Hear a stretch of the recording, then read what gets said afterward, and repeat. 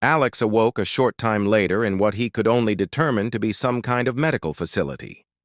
The only reason he was able to deduce that it was a medical facility were the words, "medical facility," written in several languages around the top edges of the room.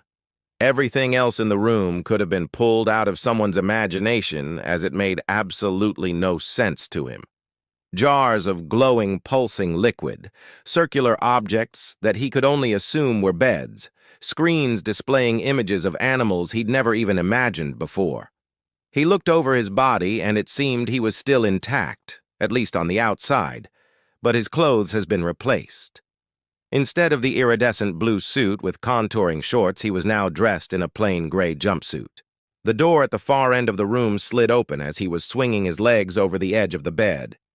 Through the door came Zed, Lila, and the chrononaut. They strolled leisurely toward Alex, conversing quietly among themselves. "Feeling better now, are we?" Lila said, smirking. "Yeah, about that. I'm really sorry, you see," Alex began. The chrononaut's right hand emerged from his cloak, handing Alex what looked like a fortune cookie. Alex slowly took it from him, looking toward the faces of the others for any sense of direction.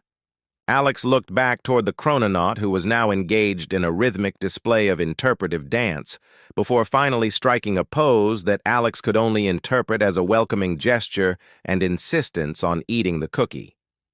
Alex blinked, taking in the bizarre scene. "I don't understand.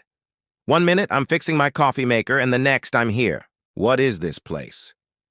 "This," Lila said, spreading her arms wide, "is the temporal nexus. Well, more accurately, it's medical facility number 2 within the Ministry of Chronotics.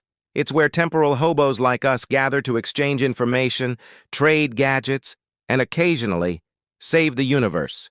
And you, my friend, have just joined the club." Alex stared blankly at them.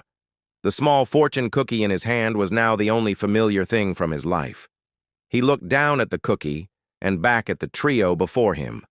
Lila, smiling, the chrononaut slowly doing what looked like a tango in place, and Zed, having turned himself into a dodecahedral Rubik's Cube, was managing to work the puzzle out quite nicely. Alex turned back to the fortune cookie, popping it open.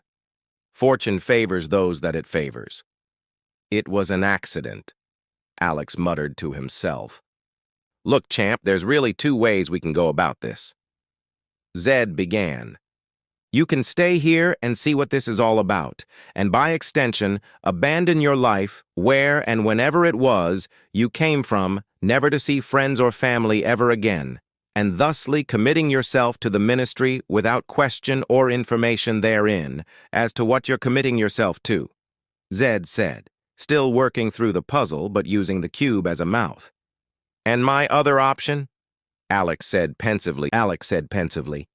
"Option 2, which I was about to get to, thank you very much for playing, is we do a temporal wipe of your brain patterns and drop you right back off where before you made your little toaster time machine," said Zed, now playing chess with himself and losing badly.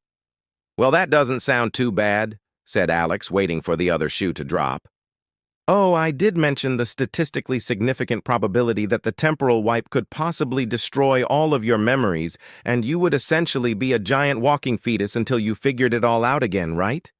Surely I mentioned that," Zed said as the holographic chessboard flew across the room, striking the wall and shattering into holographic dust. The chrononaut, now finished with his conversation via tango with Lila, strolled to the medical facility's door, casually throwing another fortune cookie to Alex. Without hesitation, he cracked it open. The stupid question is the one asked stupidly. Alex thought on his life. What would he go back to? His menial 7-figure job at Megabyte where it barely covered his day-to-day?